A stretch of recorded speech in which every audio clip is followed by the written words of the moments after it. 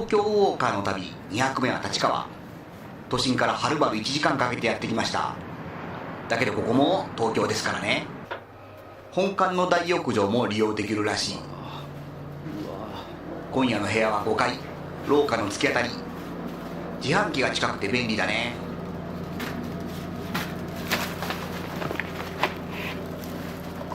508号室。ドアを開けて中に入れば、うわ、なんかワンルームだ。調理はしないからキッチンはいらないけど、広い部屋なのは嬉しいね。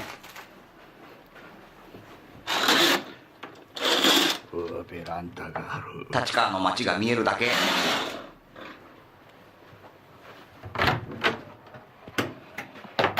バスルームはちょっと小さめ。